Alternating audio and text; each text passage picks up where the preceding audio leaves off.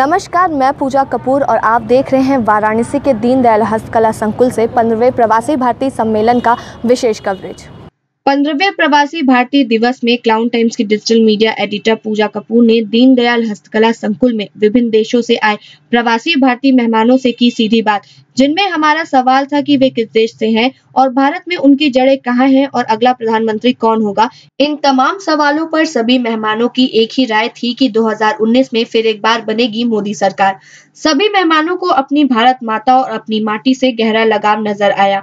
इन मेहमानों में यूके से आए प्रोफेसर नितिन सांघे, वॉशिंगटन डीसी की प्रीति बनर्जी, ईरान की सोनी, लंदन के उद्देश्वर कुमार सिंह, मेलबर्न के राकेश रायजादा तथा उनकी पत्नी मोनिका शर्मा रायजादा आदि ने अपनी स्मृतियों को साझा किया। इस वक्त हमारे साथ है ऐसे प्रवासी भारतीय मेहमान जो खुद मोदी जी की तरह थोड़े थोड़े देखने में लग रहे हैं। आइए जानते हैं इनका नाम क्या है और किस तरह से। मैं रघुपति शेट्टी हूँ। मैं आया हूँ नैरोबी से और मैं वहाँ पर नगर संगत चालक करके काम करता हूँ और मैं जाके बहुत नजदीक से मोदी जी को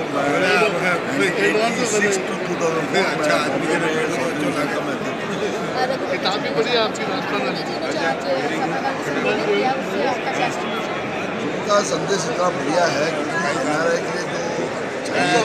और आज मैं आपको कहता हूँ कि दिल से, क्योंकि मैं 35 सालों से मैं फॉरेन घूमते रहता हूँ, लेकिन जब से मोदी जी के आने के बाद, जब से ये नैरोबी में वो 2016 में जब आए थे, उसके बाद इंडियन पासपोर्ट होल्डर का जिस प्रकार से रिस्पेक्ट बढ़ी है और हमारे इमिग्रेशन डिपार्टमेंट की इंडियन पासपोर्ट होल्डर को इमीडिएटली इमिग्रेशन में कोई तकलीफ नहीं देते हैं। देखिए, मैं आपको, मेरा पर्सनल व्यू ऐसा है कि 110% मैं गारंटी देता हूँ, क्योंकि जो फॉरेनर जितने भी एनआरआई जो भी है, उनके मन में यही है कि मोदी जी आना चाहिए। आपका नाम क्या है? डॉक्टर प्रकाश हेडा। आप कहाँ से आए हैं? केन्या से। अच्छा डॉक्टर प्रकाश जी, जैसा कि मुझे पता चला है कि आपको कल सम्मानित किया जाएगा, तो किस बिहाफ में आपको सम्मानित किया जाएगा कल? सम्मानित हर क्षेत्र में काम किया है, अपने मेडिसिन में काम किया है, सामाजिक क्षेत्र में काम किया है, दूसरे कई क्लिनिक्स किए हैं, कई लोगों को फेलोशिप दिलवाई है और अपने गांव में भी काफ़ी काम किया है, क्योंकि मैं छोटे से गांव से आता हूं, यहाँ से इंडिया से, महाराष्ट्र से, तो वहाँ भी कुछ काम किए। वहाँ कुछ व्यायामशाला वगैरह जो है वो खोली है, तो इसके हिसाब से जितना हो सके एज ए इंडिविजुअल, क्योंकि ये सब जो भी है एक वन मैन इंडस्ट्री है, तो उसके हिसाब से जितना भी हो सके रोज़ काम करते हैं। और एज ए डॉक्टर जिस चेयर पे तुम बैठे हो, उस चेयर पर से आप रोज़ कुछ न कुछ अच्छा काम कर सकते हो। मैं जानना चाहूँगी प्रकाश जी, जो प्रधानमंत्री नरेंद्र मोदी ने आज सभागार में संबोधित किया है प्रवासी भारतीयों के बारे में, तो उससे आपको क्या समझ में आया?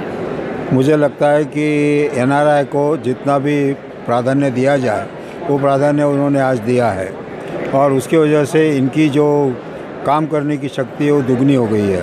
एक अपनापन शुरू होता है, लगता है कि भाई नहीं, हमको यहाँ भी चाहने वाले कोई वो लोग हैं और सिर्फ जिस देश में हम लोग रहते हैं उस देश के प्रगति के अलावा हमको, हमारा दायित्व है कि इंडिया की तरफ की प्रगति पूरी तरह से करे, उसमें पूरा सहभाग हो। इस वक्त हमारे साथ हैं प्रवासी भारतीय मेहमान चंद्रमान जी। आइए जानते हैं, इनके हाथ में एक बुक है कि इंडिया कॉलिंग, तो इस बुक के बारे में जानना चाहूँगी कि क्या है। इस बुक में मोदी साहब की जितनी ग्लोबल विजिट्स हुई है उसको हमने कवर किया है और इसका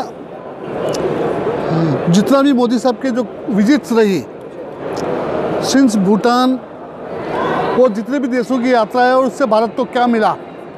विपक्ष वाले बोलते हैं कि मोदी साहब घूमते हैं, लेकिन उन्होंने रात को यहाँ से चल के सुबह दूसरे देशों में पहुँचे, दिन में वापस मीटिंग की और वापस सुबह आके भारत में काम किया है।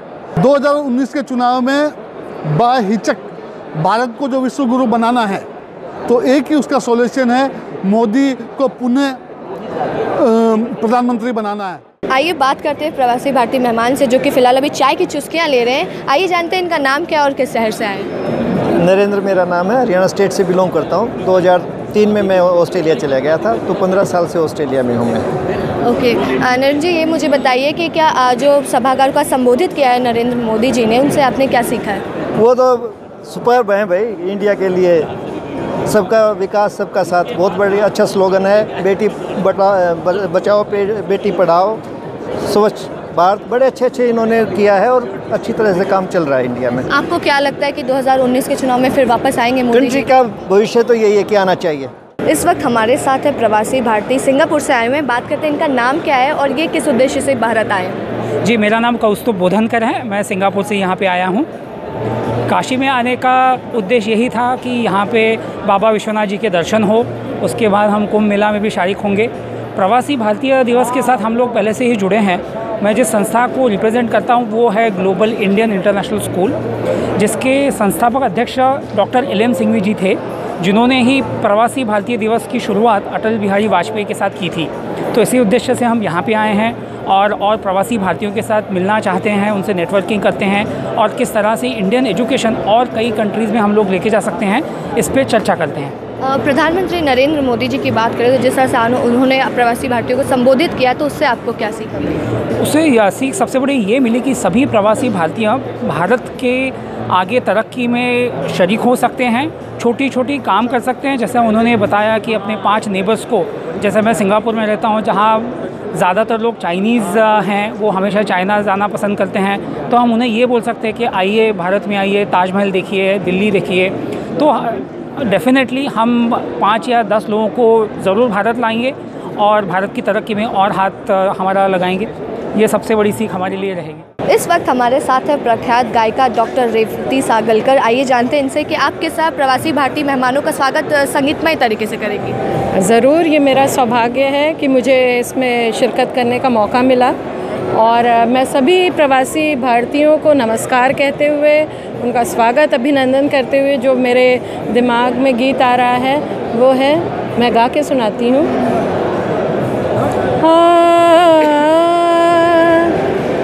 गंगा जमुना निर्मल पानी, गंगा जमुना निर्मल पानी, शीतल हो तसरीर, शीतल हो तसरीर,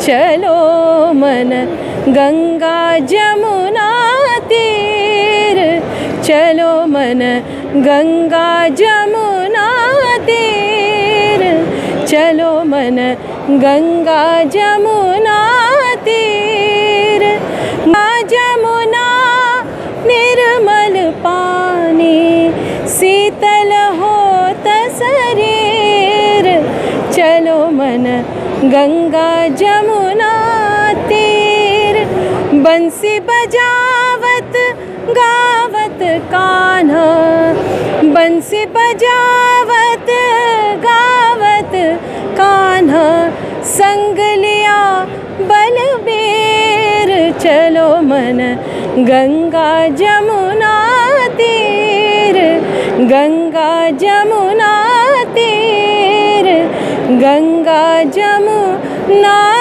तीर। तो ये थी प्रख्यात गायिका रेवती सागलकर, जिन्होंने किस तरह अपने संगीत के माध्यम से प्रवासी भारतीय मेहमानों का स्वागत किया। हमारे साथ है अभी प्रवासी भारतीय मेहमान, दुबई से आए हुए हैं। आपका नाम क्या है? गिरीश पंत। गिरीश, आप भारत कब आए? मैं 20 तारीख को बनारस पहुंचा हूँ।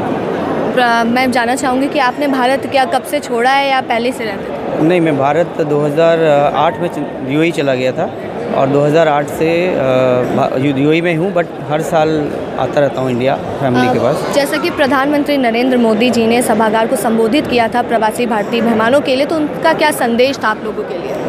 उनका ये था कि जैसे कि जो बाहर जो लोग गए हैं उस समय स्थिति ऐसी थी कि बाहर रोज़गार के लिए या उसके लिए जाता है, अभी अपने ही देश में इस तरह का उन्होंने जो माहौल बनाया है या जो भारत की इज़्ज़त इतनी बड़ी है, स्टार्टअप इंडिया, बहुत सारे इन्होंने स्किल इंडिया, बहुत सारे प्रोग्राम जो चलाए हैं, उनको नए जो युवाओं को वापस बुलाकर एक उनको नौकरी दे के वो दूसरों को नौकरी दे सकें, इस तरह के कार्यक्रम का उन्होंने आगाज़ किया है कि लोग जैसे अफ्रीका से जब गांधी जी आए थे प्रवासी बन के, इस तरह जो लोग बाहर सेटल हैं और अपने देश में कुछ करना चाहते हैं तो उनका स्वागत किया जाए। 2019 की बात की जाए तो क्या वापस मोदी जी आएंगे या नहीं?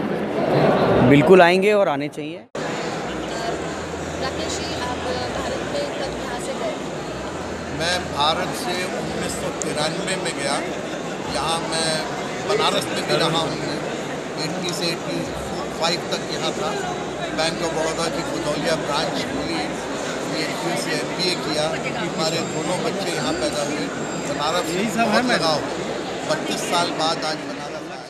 इस वक्त मैं हूँ 15वें प्रवासी भारतीय सम्मेलन के प्रदर्शनी स्थल पर। यहाँ आप देख सकते हैं कि बहुत ही अलग तरीके की प्रदर्शनी स्थल लगाई गई। सेलिब्रेशन ऑफ लाइफ, इसका कॉन्सेप्ट क्या है? सेलिब्रेशन ऑफ लाइफ का बेसिकली कॉन्सेप्ट ये है कि जो लोग हिंदू हैं, जो हिंदू रिचुअल्स पे बिलीव करते हैं, तो वो लोग जो बाहर हैं, NRIs हैं, हिंदुस्तान नहीं आ सकते समय से, तो उनके लिए ये फैसिलिटी है कि वो अपने रिचुअल्स के अकॉर्डिंग, अपने संस्कृति के अकॉर्डिंग, वो अपने यहाँ हरिश्चंद्र घाट पे एक आश्रम है सेलिब्रेशन ऑफ लाइफ का, वो साईं माँ के नाम से भी जाना जाता है।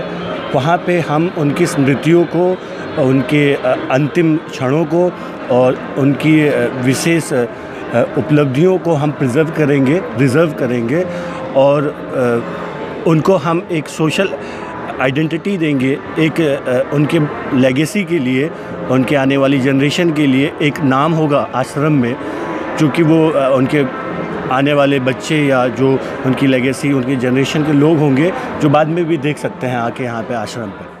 15वें प्रवासी भारतीय सम्मेलन 2019 की विशेष कवरेज देखने के लिए हमारे YouTube चैनल को सब्सक्राइब करें, लाइक करें और बेल आइकॉन को क्लिक करें।